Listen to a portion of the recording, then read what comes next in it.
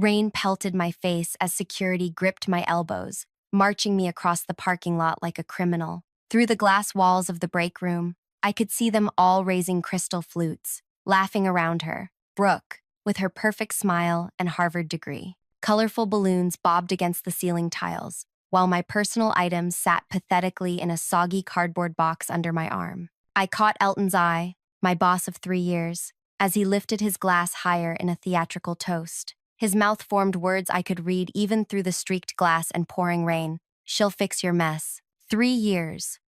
1,095 days of missed sleep, skipped meals, and solving impossible traffic flow equations while they gradually eliminated my entire support team. 3 years of creating something revolutionary that would transform urban mobility forever. We're pursuing alternative methodologies, Elton had announced 30 minutes earlier, sliding an empty box across his glass desk. Someone with, shall we say, more conventional approaches. I didn't plead, didn't scream, just nodded mechanically while something vital inside me crumpled like aluminum foil. 3 years of my life, my brilliance, my actual blood and sweat, dismissed with corporate pleasantries and passive voice constructions. The security guard, Dennis, who used to smile at me every morning, now avoided my eyes as he watched me toss my drenched box into the passenger seat of my 10-year-old hatchback. Protocol, he mumbled, almost apologetically. I sat in my car watching the celebration continue through the rain-blurred windows. They'd been grooming Brooke for months, the rising star with impressive credentials who questioned my methods during every meeting. Wouldn't a traditional framework be more sustainable? She'd ask, never having faced the real-world chaos of an actual traffic grid under stress. I turned the key, and my car sputtered to life. Conventional approaches, traditional frameworks. These were code for, we don't understand your genius, so we're replacing you with something more familiar. The highway stretched before me as my windshield wipers fought a losing battle against the downpour. I'd pour everything into that traffic system, my creativity, my intuition, my very essence. And now someone else would claim it. Wait, before I continue this story, I need to check something with you. If you're finding this tale of corporate betrayal interesting so far, show your support by hitting that like button right now. Drop a comment if you've ever felt undervalued at work, and make sure you're subscribed to catch the rest of this wild ride. Trust me, you haven't seen anything yet. My name is Zephyr, and until 40 minutes ago, I was the lead engineer for one of the most ambitious urban traffic optimization systems ever created. Not the type you'd notice from your morning commute. This was the invisible architecture that made sure emergency vehicles always found clear paths, that rush hour flowed instead of stopped, that a city of 2 million people could move like a living organism rather than a congested mess. I didn't look the part of a brilliant engineer. At 32, with unruly auburn hair I rarely bothered to style and a preference for comfort over corporate fashion, I was easy to underestimate. My colleagues learned quickly that my mind functioned differently, seeing patterns where others saw chaos, sensing the rhythm of traffic flow like others might hear music. The apartment was dark when I arrived home. No pets, no plants, no waiting partner, just the hollow echo of my wet shoes on hardwood floors. I'd given everything to that job, to that system, to solving problems no one else could solve. My social life had withered like neglected houseplants. My dating apps gathered digital dust. My family had stopped expecting me at gatherings. It wasn't supposed to end this way. 6 months earlier, things had been different. My project, my beautiful, complex, revolutionary project, had received glowing preliminary reviews. City officials had marveled at the early simulations showing 30% reductions in emergency response times. This could save lives, the mayor had said, her eyes wide with genuine wonder. How did you do it? I couldn't fully explain. The system worked because I'd spent 3 years learning invisible patterns, adjusting for weather variations, crowd psychology, historical data anomalies. I coded my intuition into the system, making thousands of micro-adjustments daily that no instruction manual could capture. Then Elton hired Brooke. Just to lighten your workload, he'd assured me with that thin smile that never reached his eyes. The board wants additional perspectives. Brooke with her crisp blazers and flawless PowerPoints. Brooke who had theories about everything but had built nothing. Brooke who gradually appeared in meetings I wasn't invited to, who somehow had access to my preliminary designs, who smiled sympathetically when I worked late. "You should take better care of yourself," she'd say, while quietly cataloging my methods, my insights, my breakthroughs. The first night after my dismissal, my phone remained silent. The second day, too. They were doubtless celebrating their brilliant personnel decision. The heart of their operation, my creation, was now in Brooke's manicured hands. I sat on my balcony that second night, watching the city lights flicker through the clearing rain. 3 years of my life, erased with corporate platitudes and a cheap champagne toast to my replacement. I'd been a fool to believe my brilliance would protect me, that creating something irreplaceable would make me irreplaceable. Sleep evaded me. I paced my apartment like a ghost, touching books I'd never had time to read, opening cupboards filled with quick meals and protein bars. Who was I without my work? What remained of Zephyr when the project that consumed her was taken away? Dawn broke on the third day, and I was making bitter coffee when it began. My phone lit up, vibrated. Brooke's name appeared on the screen. I watched it ring until it stopped. 3 minutes later, another call, then another. By noon, I'd counted 7 missed calls, each separated by increasingly shorter intervals. By evening, the count had reached 12. No voicemails, no texts, just desperate, persistent calling. At midnight, as I sat cross-legged on my bedroom floor, surrounded by old notebooks, the physical artifacts of my thought processes, the 19th call came through. I watched my phone vibrate against the hardwood, imagining Brooke's panic as she faced tomorrow's implementation deadline. The system would run, then gradually deteriorate as real-world complexity overwhelmed her conventional approaches. I let a smile spread across my face for the first time in days, because what they never understood, what they couldn't possibly comprehend, was that my traffic system wasn't just code and algorithms. It was me, my way of seeing the world, my patterns of thought translated into digital form. The system worked because I worked, because I'd poured my unique perception into every line, every function, every decision tree. My notebooks contained equations and diagrams, sure, but not the invisible connections only I could see. That night, I finally slept soundly, phone silent beside me. Morning brought 27 missed calls. Morning brought 27 missed calls. I made coffee and watched sunrise paint my sparse living room gold. For the first time in years, I had nowhere to be. No deadlines crushing my chest. No midnight coding sessions fueled by energy drinks and desperation. Just emptiness stretching before me like an unfamiliar landscape. My phone buzzed again. Not Brooke this time, but Iris, the only junior engineer who'd survived the team optimization 6 months ago. I hesitated, then answered. "Zephyr?" Her voice was hushed, urgent. "It's falling apart. The entire North Quadrant grid locked up yesterday afternoon. Ambulances couldn't get through. They had to dispatch helicopters for 3 separate emergencies." I said nothing, just listened to her rapid breathing. Brooke keeps trying to recalibrate using standard parameters, but it's making everything worse. Elton's losing his mind. The mayor called twice yesterday. "That sounds challenging," I replied, my voice neutral. "Challenging? It's a nightmare." The board called an emergency meeting. "The city's threatening to terminate the contract." Iris paused. "They need you." "No, they fired me," I corrected, surprising myself with how calm I sounded. "They escorted me out while celebrating my replacement. They don't need me. They're experiencing consequences." "Zephyr, please. Real people are suffering." That landed like a punch to my stomach. Real people. Not just Elton with his smug smile, not just Brooke with her stolen position. Ordinary citizens trying to navigate their lives. I closed my eyes. "I have to go, Iris." "Wait." I ended the call, set my phone down gently, and walked to the window. The city sprawled below, my city, with its unique rhythm and flow, its complex network of human movement that I'd spent years learning to understand. People were suffering because of corporate arrogance. My doorbell rang an hour later. I knew who it would be before I opened it. Elton stood there, his usually immaculate appearance disheveled. His silver hair stuck up oddly on one side, his tie was loosened, and deep circles shadowed his eyes. "Zephyr," he said, attempting an ingratiating smile that didn't match his desperate eyes. "May I come in?" I didn't move from the doorway. "Why?" "We need to talk. Professionally. I don't work for you anymore. Remember the security escort? The champagne toast to my replacement?" He winced. "That was unfortunate timing. Was it? Or was it exactly what you intended?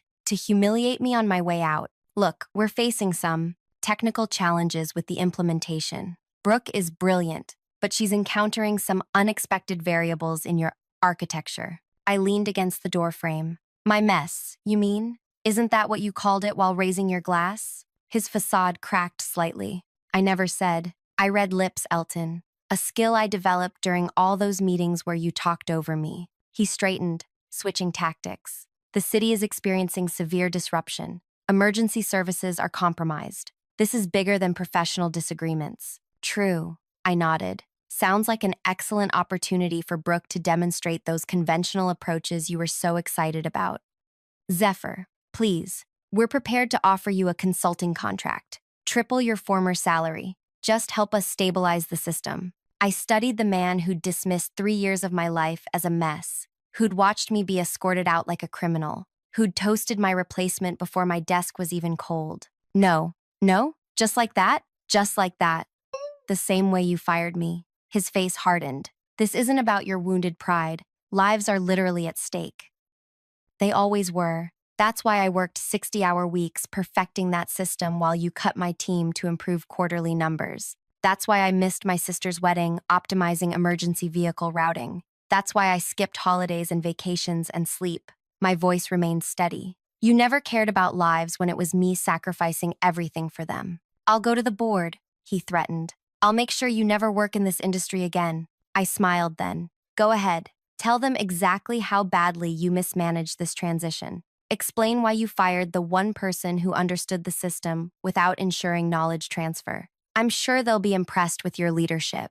Color drained from his face. What do you want? For you to leave my apartment. After Elton left, I turned my phone off and took a long, hot shower. Water washed over me as I processed what Iris had said. Real people suffering. That truth hovered like a weight. Whatever Elton and Brooke deserved, the city didn't. I spent that afternoon walking through downtown, observing firsthand what had happened to my system. Traffic lights changed in nonsensical patterns. Vehicles bunched at intersections. Horns blared continuously in a symphony of frustration. On one corner, I watched an elderly woman wait 7 full minutes for a pedestrian signal that never came. Local news vans clustered near City Hall. A reporter stood before a camera gesturing dramatically. Day 5 of what officials are now calling the grid crisis, with no resolution in sight. By evening, I'd made my decision. Not for Elton, not for the company, for the city. I called Iris. I need specifics. What exactly is happening with the system? Her relief was audible. Brooke tried implementing her standardized algorithm package. Everything ran fine in simulation, but collapsed under real conditions. She can't figure out why your code works in some sectors, but not others. Why some intersections adapt while others freeze. Because she's looking for consistent rules where there aren't any, I explained. The system doesn't follow textbook principles. It's adaptive, organic. That's what I tried telling her. She keeps saying your documentation is insufficient. I laughed bitterly. My documentation is meticulous. She just doesn't understand what she's reading. Will you help? Please? Even just advice? I hesitated. I'll think about it. The next morning, I received a text from an unknown number. An address, a time, and 5 words. Please, for the city. Mayor Vivienne. I recognized the address. A small cafe far from corporate headquarters. Neutral ground. Smart. Mayor Vivienne looked exhausted when I arrived, the weight of a paralyzed city evident in the new lines on her face. She stood as I approached her corner table. Thank you for coming, she said, extending her hand. I haven't agreed to anything, I reminded her, sitting down. I know, she signaled for coffee, but you're here, which means you care what happens to this city. The same way you cared when you designed a system that could have transformed urban mobility forever. Could have? Your former employer is considering shutting it down completely, reverting to the old system. I felt an unexpected pang at the thought of my creation being discarded. That would be unfortunate. It would be catastrophic, she corrected. Emergency response times are up 40%. We've had 2 traffic fatalities that might have been prevented with faster ambulance arrival. Schools can't run buses on schedule. People can't get to work. The server delivered our coffee. I wrapped my hands around the warm mug, buying time. I understand you were treated poorly, the mayor continued, her voice gentle but direct. I witnessed your dedication during development. I saw the brilliance of what you built, and I was shocked to learn you'd been removed from the project. Did they tell you I was removed, or did they say I left? She met my eyes. They said you'd moved on to other opportunities. I knew it was corporate language for something else. They fired me without warning, replaced me with someone who questioned my methods without understanding them, celebrated as security marched me out. She winced. I'm sorry, truly. But right now, 2 million people are suffering because the system you built, the system that worked beautifully, is failing without you. It's failing because they thought anyone could take over without understanding the underlying approach, because they valued credentials over proven results, I know, she interrupted, and they were catastrophically wrong. But punishing them is punishing everyone else too. I stared into my coffee, conflicted. The mayor reached across the table, not quite touching my hand. Help us fix this. Not for them, for the city. I can hire you directly as a municipal consultant. Bypass the company entirely. They own the system. They licensed it to us. And right now, they're in breach of contract by providing non-functional infrastructure. We have legal grounds. For the first time in days, I felt a spark of something beyond anger. A possibility. I'd need certain guarantees, I said slowly. Complete creative control. My name on everything. The patents, the white papers, everything. And I choose my team. Mayor Vivian's eyes widened slightly. You've thought about this. I'm always thinking. It's both my greatest strength and the reason I don't sleep much. She nodded. I'll make it happen. As I walked home from that meeting, my phone buzzed with a text from Iris. Emergency board meeting tomorrow. Elton saying system needs complete rebuild. Brooke blaming sabotage in your code. Help! I smiled to myself. Sabotage. Of course. Because it couldn't possibly be that Brooke, with all her prestigious degrees and conventional thinking, simply couldn't comprehend what I'd built. It had to be deliberate, undermining rather than her own limitations. That night, as I organized my notes and prepared for what would come next, I received one final call from Brooke herself. I answered on the last ring. Zephyr. Her voice was tight, controlled. We need to talk. We're talking now, I replied. I know what you did. The accusation in her tone was unmistakable. What exactly did I do, Brooke? You know exactly what. The missing protocols, the undocumented overrides, the intentionally misleading variable names. You set me up to fail. I laughed, genuinely amused. Is that what you think? That I somehow anticipated being fired and deliberately created a system no one else could run? Then explain why nothing works the way it should. Maybe it works exactly as it should. Maybe you just don't understand how it should work. The silence stretched between us. Finally, she spoke, her voice smaller. I need your help. I need your help. 3 small words that must have cost Brooke's pride dearly. I savored the moment, thinking of her standing in the wreckage of what she'd so confidently believed she could handle. Interesting, I replied, keeping my voice neutral.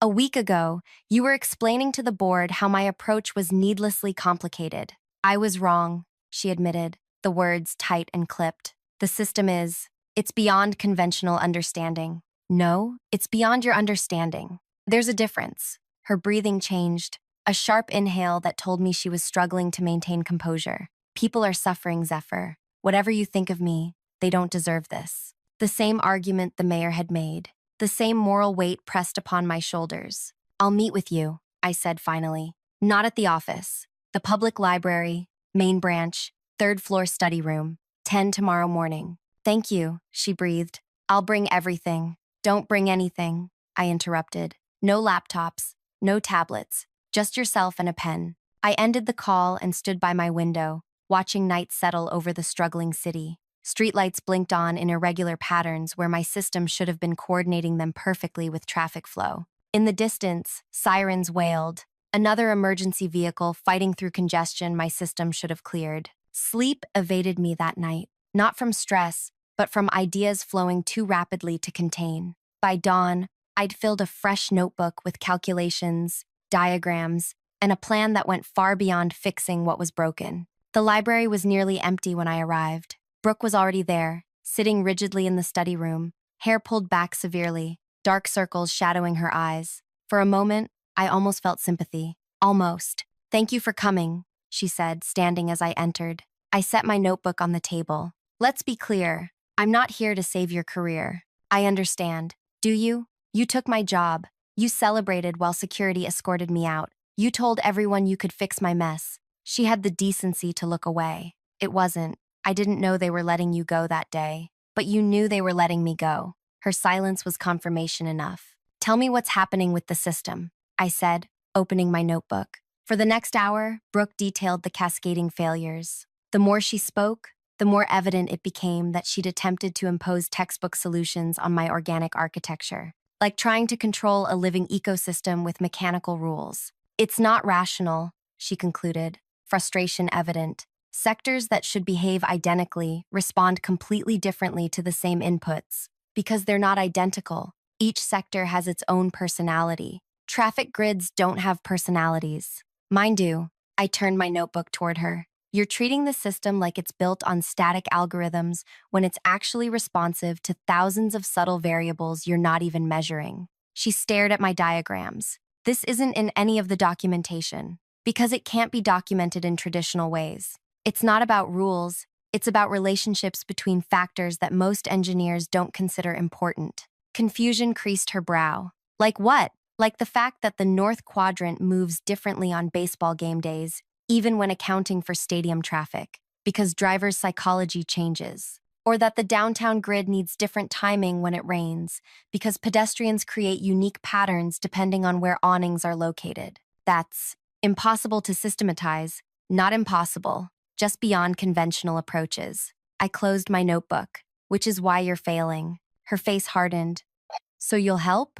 I haven't decided. What would it take? Name your price. I studied her, this woman who had so confidently stepped into my position, who had dismissed years of my work with a casual certainty that she could do better. I don't want money, I said finally. I want truth. What does that mean? It means before I help anyone, I want the board to understand exactly what happened, how my system actually works, why it failed under your management. The full, unvarnished truth. She paled. You want me to admit failure. I want accountability. From everyone involved. Brooke stared at her hands. Elton will never agree. He's telling the board your system was fundamentally flawed from the beginning. That's why he brought me in. Then I guess the city stays paralyzed. I stood to leave, but Brooke reached across the table, not quite touching my arm. Wait, what if I tell the truth without him? At tomorrow's emergency board meeting, I paused. Why would you do that? Because you're right. Because I was wrong. Because this isn't about careers anymore.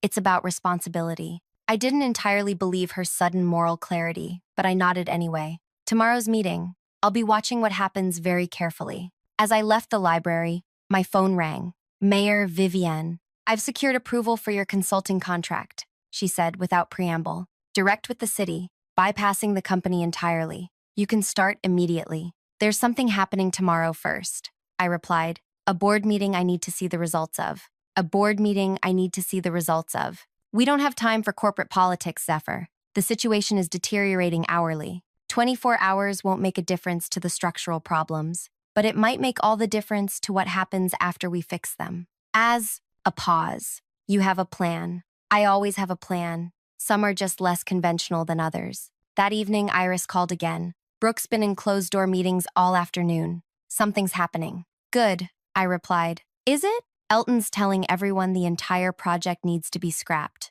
3 years of work. Gone. My work, I reminded her. And it's not going anywhere. The next morning, I dressed carefully in the one professional outfit I owned. A charcoal gray suit I'd worn to my grandmother's funeral 3 years earlier. I pulled my unruly hair into a neat bun, applied minimal makeup, and slipped on the pearl earrings my mother had given me for graduation. Today wasn't about fitting corporate aesthetics. It was about power. The board meeting was scheduled for 10 a.m. At 9:30, I walked into the company headquarters like I still belonged there. The security guard, not Dennis, looked up in surprise but said nothing as I headed for the elevator. The executive floor was hushed, tense. Through glass walls, I could see board members already gathering in the main conference room. Elton stood at the head of the table, gesturing emphatically. Brooke sat to his right, staring at her folded hands. I didn't enter. Instead, I settled into a chair in the adjacent waiting area, directly in Brooke's line of sight when she eventually looked up. Our eyes met. Something passed between us, an understanding perhaps, or a challenge. The board chairman called the meeting to order. I couldn't hear the words, but I could read the room. Elton's practiced confidence, the board members' concern, Brooke's rigid posture. 10 minutes in, Elton projected graphs showing system failures. 15 minutes in, he explicitly blamed my experimental, undocumented methodology for the collapse. 20 minutes in, Brooke stood up. I leaned forward, watching her lips as she began speaking. The board members' expressions shifted from concern to surprise to something approaching shock. Elton attempted to interrupt, but the chairman silenced him. Brooke kept speaking, occasionally glancing toward where I sat. Whatever she was saying, it wasn't the narrative Elton had prepared. At exactly 10:37 a.m., the boardroom door opened. A security guard approached me. "Miss Zephyr, the board has requested your presence." I nodded, stood, smoothed my jacket, and followed him into the lion's den. Silence fell as I entered. Every head turned toward me, some curious, some hostile, some unreadable. "Thank you for joining us," the chairman said, his tone carefully neutral. "Miss Brooke has been sharing some revelatory information about your traffic system design." I nodded but said nothing. "She suggests that the current implementation failures are not due to flaws in your original design, but rather misapplication of conventional algorithms to your, what did you call it? Adaptive architecture," Brooke supplied, not meeting Elton's glare. "Yes," the chairman continued. "She further suggests that you alone fully understand how to operate the system properly, and that your dismissal was precipitous." I turned to Elton, whose face had flushed an unhealthy shade of red. "Precipitous," I repeated. An interesting choice of words for firing the one person who understood the multi-million-dollar system you'd contracted to deliver to the city. "Now see here," Elton began, but the chairman raised a hand. "Miss Zephyr, the situation is critical. The city is threatening legal action for breach of contract. Our reputation is suffering immeasurable damage. We need solutions, not recriminations." "I agree completely," I replied calmly, "which is why I've accepted a position as direct consultant to the mayor's office, effective immediately." The room erupted in confused murmurs. The chairman banged a small gavel for order. "You've what?" Elton sputtered. "The city has exercised its contractual right to engage independent expertise when the primary contractor fails to deliver functional infrastructure," I explained. "Since you licensed my system to them but can no longer make it work, they've hired me to fix it."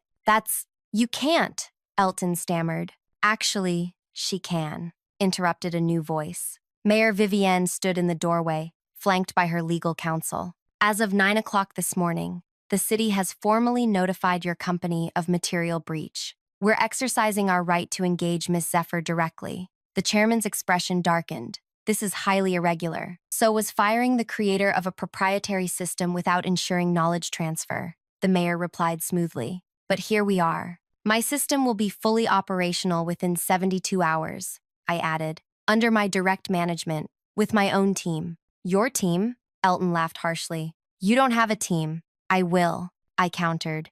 "Starting with Iris, who I'm hiring away from you, effective today. Along with any other engineers who understand the value of adaptive thinking over conventional approaches. The revenge I'd planned, the moment I'd imagined since being marched past that champagne toast, wasn't what happened next. It wasn't watching Elton sputter ineffectively or seeing the board realize their catastrophic error. It wasn't even the mayor's perfectly timed entrance. The real revenge came 48 hours later, when my restored system silently, elegantly resumed functioning across the city. When emergency response times dropped back to record lows, when traffic flowed like water, finding its natural course. When the mayor held a press conference announcing the innovative architectural approach pioneered by municipal consultant Zephyr that would become a model for cities worldwide. The sweetest moment wasn't the job offers that flooded my inbox from companies who suddenly recognized my genius. It wasn't the industry recognition or the substantial consulting fees. It was the afternoon, exactly 1 month later, when I walked past my former company's headquarters on my way to the mayor's office. Through the glass lobby, I saw moving boxes and people clearing out desks. The city contract, their primary source of revenue, had been permanently reassigned to my newly formed Municipal Innovation Division. Near the entrance, looking shell-shocked, stood Elton, watching his empire crumble. Our eyes met through the glass. I didn't smile, didn't gloat, just nodded once and continued walking. My team of brilliant, unconventional thinkers waiting for me at City Hall. Because true revenge isn't about destruction. It's about building something better from the ashes of what was taken from you. If you've made it to the end of this journey with me, you know what it feels like to be underestimated, dismissed, and then vindicated. Drop a comment sharing your own story of professional redemption. Like this video if you believe in the power of unconventional thinking. And subscribe to hear more stories of triumph over corporate toxicity. Because sometimes the best revenge isn't just success, it's changing the entire game.